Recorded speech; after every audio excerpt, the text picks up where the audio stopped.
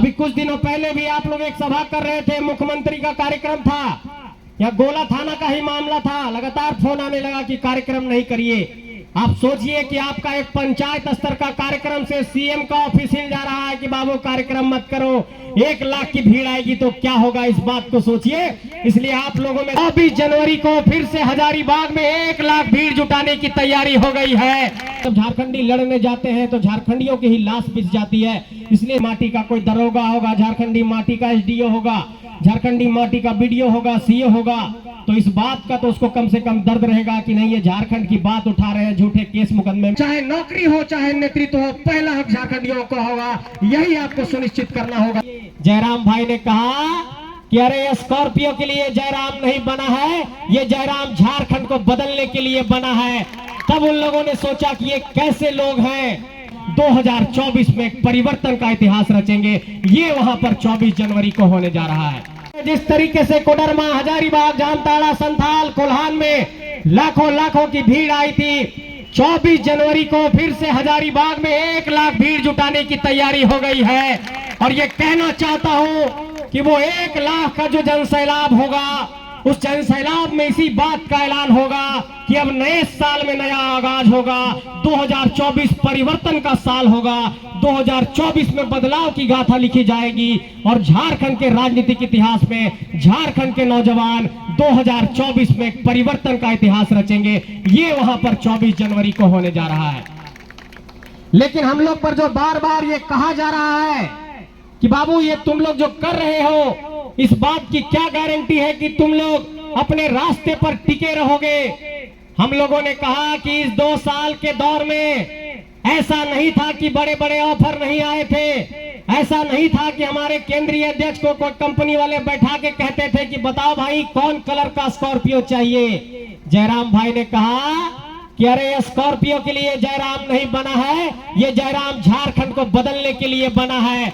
तब उन लोगों ने सोचा कि ये कैसे लोग हैं कि पत्थर के बने हुए हैं, झारखंड के लिए मर मिटने को तैयार है, गोली खाने को तैयार है, लेकिन किसी समझौता के लिए तैयार नहीं है। और इस बात का भरोसा देना चाहता हूं यहां पर कि झारखंड के लिए जिस मोर्चे पर भी, जहां पर भी, जिससे भी, जिस तरीके से, जिस रूप में गोली बारूद से टकराने की बात आए, तलवार फर्श से टकराने की बात आए, विचारों से टकराने की बात आए, ये नौजवान टकराने को तैयार होंगे, लेकिन पीछे नहीं हटेंगे। ये भरोसा आप लोगों को दे रहा हूं।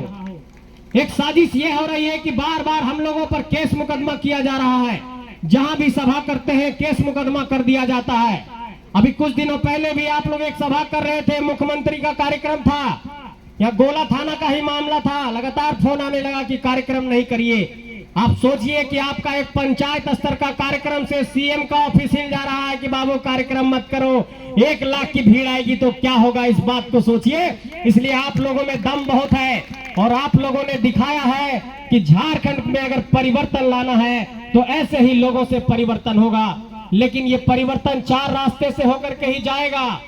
पहला रास्ता है कि आपको किसी तरीके से नौकरी में घुसना होगा, किसी तरीके से जो झारखंड में प्रतियोगी परीक्षाएं हो रही है उन परीक्षाओं में शामिल होना होगा। हम लोग लगातार ये लड़ाई लड़ रहे हैं कि झारखंड की परीक्षा पारदर्शी तरीके से हो, क्योंकि अगर हमारे अफसर नहीं घुसे झारखंड के सिस्टम में तो आज देखिए जो बाहर के थाना प्रभारी हैं, बाहर के दरोगा हैं, झारखंडी आंदोलन से बहुत डरते हैं और बिना मतलब के केस मुकदमा करने का खजाना खोजते रहते हैं, जगह खोजते रहते हैं। तो कम से कम अगर झारखंडी माटी का कोई दरोगा होगा, झारखंडी माटी का एसडीओ होगा, झारखंडी माटी का बीडीओ होगा, सीओ होगा, तो इस बात का तो उसको कम से कम दर्द रहेगा कि नहीं, ये झारखंड की बात उठा रहे हैं झूठे केस मुकदमे में, इन लोगों को नहीं फंसाओ। इसलिए आप लोगों को सिस्टम में आना होगा, तब हम लोग इसको बदल पाएंगे। दूसरा बड़ा बात कि अगर झारखंड में हम लोग आर्थिक तौर पर मजबूत नहीं हुए, अगर झारखंड में हम लोग पैसे के बुनियाद पर मजबूत नहीं हुए, अगर झारखंड में माइनिंग का जो काम है, झारखंड में जो यहाँ पर लीज का काम है, चाहे वो पत्थर का लीज हो, चाहे बालू का लीज हो, और चाहे तमाम माइनिंग का लीज हो, खनन लीज का मामला हो, इस सारे चीजों में भी झारखंडियों को अपना भागीदारी सुनिश्चित करना होगा, तब वो आर्थिक तौर पर संपन्न हो पाएंगे। और तीसरी सबसे बड़ी बात कि जिस तरीके से हमारी जमीनों को लिया जा रहा है, हमें विस्थापित किया जा रहा है और पुनर्वास के लिए कोई योजना नहीं है। आप देखिए कि झारखंड का दर्द और पीड़ा क्या है कि लोग गोला में लड़े थे तो गोला का गोलीकांड हो गया था, बड़का गांव में लोग लड़े थे तो बड़का गांव में चिरोडी का गोलीकांड हो गया था, और यहाँ पर जमीन बचाने के लिए जब झारखंडी लड़ने जाते हैं तो झारखंडियों की ही लाश बिछ जाती है। इसलिए विस्थापन के भी दर्द को समझना होगा मेरे साथियों। और जब तक पुनर्वास की स्थिति सरकार नहीं स्पष्ट करती है कि अगर हमारा आप जमीन ले रहे हैं तो हमको कहां बसाएंगे, कहां नौकरी देंगे, इस बात पर पहले उनको सुनिश्चित करना होगा अपना पूरा रवैया, उसके बाद ही झारखंडियों का कल्याण हो पाएगा। और आपको चौथी बात ये कहना चाहता हूं कि आपको नेतृत्व में जगह बनाना होगा। पूरे देश में ऐसा कोई राज्य नहीं है जहां पर जाकर के कोई दूसरे जगहों से लोग जाकर के सांसद बन जाते हो और विधायक बन जाते हो। आप देखिए पूरा दक्षिण भारत को, तेलंगाना को देखिए, आंध्र प्रदेश को देखिए, केरला को देखिए, कर्नाटक को देखिए, उन तमाम राज्यों को देखिए, उतना छोड़िए बगल में बंगाल को देखिए। तब बंगाल में जाकर के मैं ये कहना चाहता हूं हाजीपुर बक्सर वालों को, बलिया वालों को, कि अगर है तुम में इतनी ताकत तो जाकर के बंगाल में जाकर के महाराष्ट्र में चुनाव लड़ करके दिखाओ। ये झारखंडियों को चारागाह समझ लिए हैं, झारखंड की धरती को चारागाह समझ लिया। ऐसे लोगों को बेदखल करना होगा मेरे साथियों। कोई आ रहा है भागलपुर से तो गोड्डा का सांसद बन जा रहा है, कोई बक्सर से आ रहा है तो हजारीबाग का सांसद बन जा रहा है, कोई राजस्थान से आ रहा है तो रांची का सांसद बन रहा है, कोई बिहार से आ रहा है तो चतरा का सांसद बन रहा है, कोई बक्सर से आ रहा है तो पलामू का सांसद बन रहा है। और राज्यसभा में देखिए कहां से आ जाते हैं, कोई गुजरात से आकर के सांसद बन जाते हैं, कोई कहीं और से आकर के सांसद बन जाते हैं। इस बात को आपको समझना होगा कि अगर झारखंड बना है तो झारखंडियों के लिए बना है, चाहे नौकरी हो चाहे नेतृत्व हो, पहला हक झारखंडियों को होगा। यही आपको सुनिश्चित करना होगा मेरे साथियों। और जो बात हम लोगों ने कहा है, हर मंच पर ये बात हम लोगों ने कहा, इस बात में कहने में कोई गुरेज नहीं है, कोई बारी भीतरी की बात नहीं है कि अगर बिहार बिहारियों का है, महाराष्ट्र मराठियों का है, पंजाब पंजाबियों का है, बंगाल बंगालियों का है, तो ये झारखंड सिर्फ झारखंडियों का है। पहला हक झारखंडियों को मिलेगा, पहला अपना पेट भरेंगे तब किसी दूसरे का ख्याल करेंगे। इस बात को आंख खोल कर सीधे तौर पर कहिए। और लोग कहते हैं कि बाबू तुम लोग तो सामाजिक सद्भाव को बिगाड़ रहे हो, तुम लोग तो सौहार्दपूर्ण वातावरण को बिगाड़ रहे हो। इस देश में किसी को भी कहीं चुनाव लड़ने का अधिकार है। इस देश में अगर कोई चुनाव लड़ करके जीत रहा है तो इसका मतलब कि लोकतांत्रिक प्रक्रिया से जीत रहा है।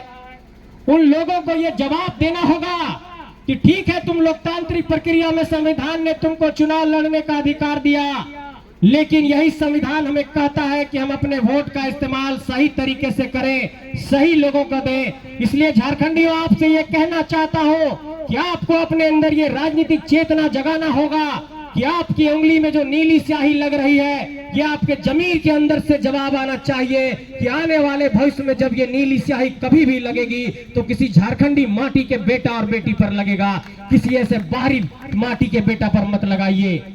और ये बात भी आप लोगों को सुनिश्चित करना होगा कि बार बार कोई राजा का बेटा राजा बन जा रहा है, कोई राजा की बेटी रानी बन जा रही है, कोई राजा की पत्नी रानी बन जा रही है। इस तरह की परिस्थितियों को बदलना होगा मेरे साथियों, तब झारखंड की राजनीति बदलेगी। यहाँ पर वंशवाद की राजनीति है, यहाँ पर परिवारवाद की राजनीति है, यहाँ पर पूंजीवाद की राजनीति है। और इन लोगों को ऐसा लगता है कि विधायक के घर से ही विधायक निकलेगा, सांसद के घर से ही सांसद निकलेगा, और इन लोगों ने इन सारे चीजों को एक फैक्ट्री समझ लिया है।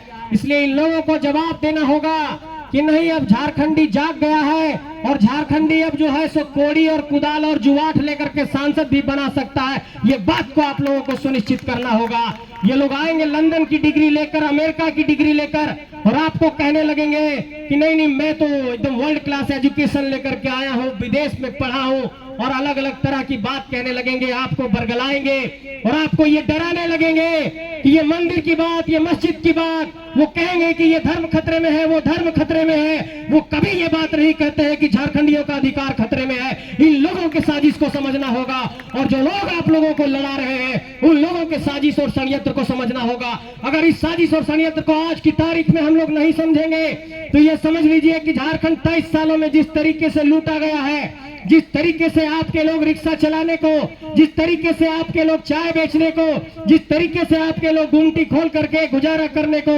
एक तरीके से मजबूर हो गए हैं, ये स्थितियां आगे वाली पीढ़ी में भी इसी तरीके से बनी रहेगी।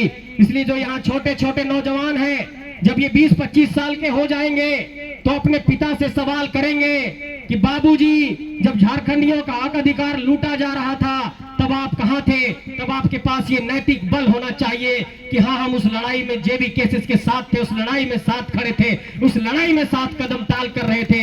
ये नैतिक बल आपके साथ होना चाहिए। और इस बात को छोड़ दीजिए कि कहां पर जेबी केसेस में पद मिल रहा है, नहीं मिल रहा है, इस बात को छोड़ दीजिए। सिर्फ एक बात तय कर लीजिए कि इस संगठन को अगर कुछ देना चाहते हैं, झारखंड को अगर कुछ देना चाहते हैं, तो कुछ नहीं करना है। गांव-गांव में 20 आदमी 30 आदमी में जाकर के कहिए कि बाबू आने वाले वक्त में अब झारखंड के लोगों को ही मौका देना है। इतनी सी बात आपको कहनी है। और इन लोगों का बहुत बड़ा प्रबंधन होता है। ये लोग हर पेज का पन्ना प्रमुख बनाता है। एक वोटर लिस्ट में जितना 25-30 वोटर होता है उसमें लोग पन्ना प्रमुख बनाता है संगठन वाला लोग। आप लोगों को कहना होगा कि ये पन्ना प्रमुख बनाने वालों का जवाब हम लोग अंगना प्रमुख बना करके देंगे। 105 अंगना तय करिए कि 50 आदमी तक ये संदेश लेकर के जाएंगे कि झारखंडियों के हक अधिकार की लड़ाई में साथ देना है, तभी इन लोगों से लड़ पाएंगे। क्योंकि हम लोगों के पास पैसा नहीं है, हम लोगों के पास बड़ी गाड़ियां नहीं है, हम लोगों के पास बड़ा पूंजी नहीं है। हम लोग बड़े बड़े बूथ कमेटी पर जाकर के 10,000 50,000 खर्चा नहीं कर सकते हैं। हम लोगों के पास सिर्फ एकमात्र ताकत है, विचारों की ताकत है। और आप लोगों के पास एक ताकत है, सबके पास एक ताकत है, एक वोट देने की ताकत है। इसका सही से इस्तेमाल हो झारखंड के भीतर, ये आप सबों से कहना चाहता हूं। और इस साजिश को समझना होगा कि जो जमीन अधिग्रहण की प्रक्रिया है, हम लोग बार बार कहते हैं कि अरे बाबू तो मेहनत बड़ी करो हा, लेकिन जीतो पारभा ये सब सेरेन थीम, ये सब बात हमके कहो तो गांव घर में जाइए तो कि बाबू इतना इतना बड़ा हथियन थीम कैसे पारभा। उन सबको हम लोगों ने कहा है कि सारे बात को दरकिनार करिए। सब कह रहे हैं बाबू दूसरे दूसरे लहर चलो हो, देश में अलगे लहर चलो हो, कोई अलग नेता के नाम पर, कोई अलग नेता के नाम पर, वो सब लहर में कैसे टिकबा। उन लोगों से ये सवाल करिए कि जो बड़ी कोयला खनन की परियोजनाएं लगी, अगर अडानी यहाँ पर आया, अगर अडानी बांग्लादेश बिजली भेज रहा है, अगर अडानी बड़का गांव में जमीन लेना चाहता है, अगर यहाँ पर गोला में इतने खनन की परियोजनाएं चल रही है, रामगढ़ में चल रही है, यहाँ पर आलोक स्टील है, और इन लोगों को अगर प्रदूषण की जिंदगी जीने पर मजबूर होना पड़ रहा है और तमाम लोगों को अगर यहाँ पर परेशान होना पड़ रहा है, तो क्या सिर्फ इसमें कोई एक जिम्मेवार है? अगर आप गौर से आकलन करेंगे तो आपको ये नजर आएगा कि चाहे वो राज्य सरकार हो, चाहे केंद्र सरकार हो, सबको डंके की चोट पर ये कहना चाहता हूं कि सभी लोगों ने झारखंडियों को छला है और सभी लोगों ने झारखंड के हक अधिकार को कुचला है। क्या झारखंड के 14 सांसदों में और 6 राज्यसभा के सांसदों में इतनी कुव्वत नहीं थी कि 2 साल से आंदोलन चल रहा है तो देश के सबसे बड़े पंचायत दिल्ली में ये बात कहे कि झारखंड में 2 करोड़ 3 करोड़ लोग ये आंदोलन कर रहे हैं कि स्थानीय नीति बनाओ, नियोजन नीति बनाओ, पुनर्वास की नीति बनाओ, लेकिन आपके एक भी सांसद ने इन बिंदुओं पर जाकर के वहां नहीं कहा। इसका मतलब कि जिन झारखंडी माटी के लोगों को चुना वो लोग भी हम लोगों से वादा खिलाफी कर दिए, और जो बाहर के सांसद चुने वो तो खैर लगातार उनका कुछ कहना ही नहीं है। इसका मतलब ये हुआ कि हम ये बात कह रहे हैं कि झारखंडी माटी का ही बेटा बेटी को सांसद विधायक बनाना है। इसका मतलब ये भी नहीं है कि जिसको एक बार मौका दिए और अगर वो फेल साबित हो गया है, अगर आपके कसौटी पर खरा नहीं उतरा है, तो वैसे अवसरवादी लोगों को भी बेदखल करना है। अरे झारखंडी है, हम इनसे अगर वो वादा खिलाफी किया है तो वैसे लोगों को भी स्वीकार मत करो, ये भी कहना चाहते हैं आप सबसे। तब ये झारखंड बचेगा, क्योंकि इसी कॉर्पोरेट लोगों के हाथों में जाकर के ऐसे लोग वहां पर बिक जा रहे हैं और झारखंड के हक अधिकार को बेच दिया जा रहा है। इसलिए आप सबसे कहना चाहते हैं कि पिछले 23 साल में झारखंड के भीतर इतना बड़ा कोई आंदोलन नहीं हुआ कि 2 साल तक कोई आंदोलन चलता रहे, लगातार चलता रहे, लगातार सभाएं होती रहे। और आप सोचिए कि पूरे झारखंड ही नहीं पूरे देश में इस बात की चर्चा है। अभी जब मैं परसों हिसार में था तो आ रहे थे हम, फ्लाइट में एक दिल्ली के पत्रकार मिल गए जो रांची आ रहे थे। हम मोबाइल में स्क्रॉल कर रहे थे, कुछ जेबी केसेस का एक पोस्टर दिख गया, उन्होंने मेरे स्क्रीन को देखा, बोला कि आप लोग वही लोग हैं क्या जो झारखंड में नया कुछ पार्टी चल रहा है, जो लड़के लोग आंदोलन कर रहे हैं? हम बोले हाँ, हम लोग वही लोग वाले हैं।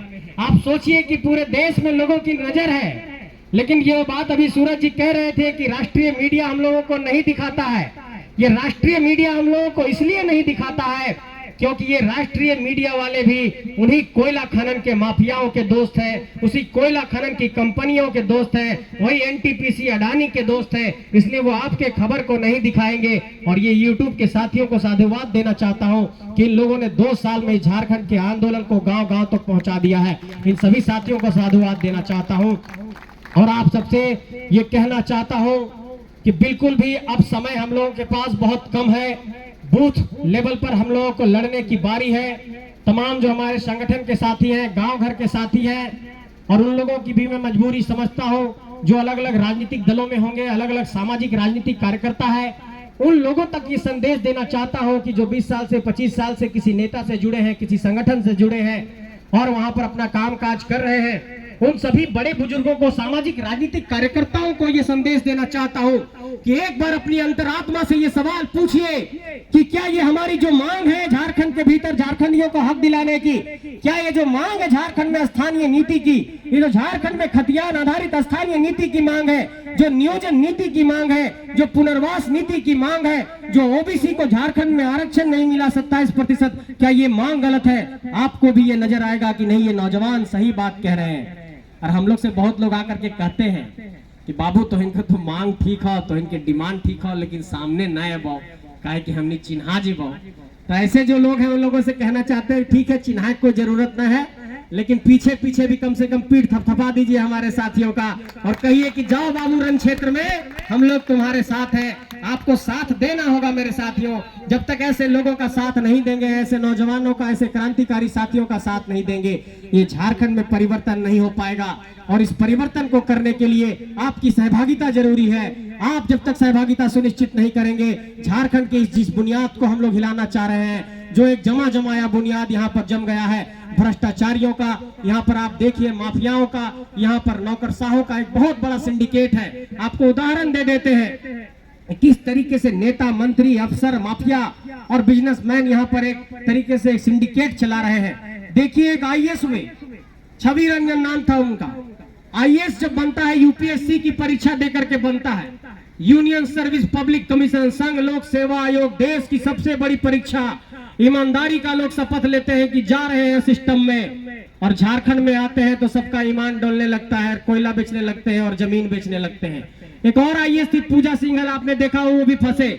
आप देखे होंगे अभी कुछ दिनों पहले अलमारी से भी पैसा निकला था बहुत। तो इस तरीके से यहाँ के अफसर, यहाँ के नेता और यहाँ के जो तमाम हमारे बिजनेस कारोबारी लोग हैं, ये 3-4 लोगों का एक बहुत बड़ा सिंडिकेट है। और जो अमीर है वो अमीर होता चला जा रहा है, जो यहाँ पर पैसा जिसके पास था उसके पास पैसा ज्यादा जा रहा है, और गरीब जो है सो और गरीब होता चला जा रहा है। और जो गरीब खेती बाड़ी से गुजारा करता था उसका भी जमीन लेकर के वहां पर कोयला निकाल लिया जा रहा है। इसका मतलब कि खेती बाड़ी के लिए भी जमीन नहीं बच पा रहा है। इसलिए ये झारखंड के भीतर बहुत बड़ी साजिश चल रही है, और ये साजिश इसलिए है क्योंकि लोग जानता है कि अगर ये झारखंडी लोग को पढ़ा लिखा दिया, होशियार हो गया, तो जो 10,000 15,000 रुपया में सस्ता मजदूर मिल रहा है, पूरा दुबई तक, पूरा जाकर के सऊदी अरब तक, पूरा ओमान तक, पूरा कतर तक, पूरा दिल्ली मुंबई, कहां नहीं हम लोग के लोग मजदूरी कर रहे हैं। तो एक तरीके से झारखंड सस्ता मजदूर पैदा कर सके, इसलिए एक बड़ी साजिश के तहत हम लोगों को विकास के पायदान पर पीछे रखा जा रहा है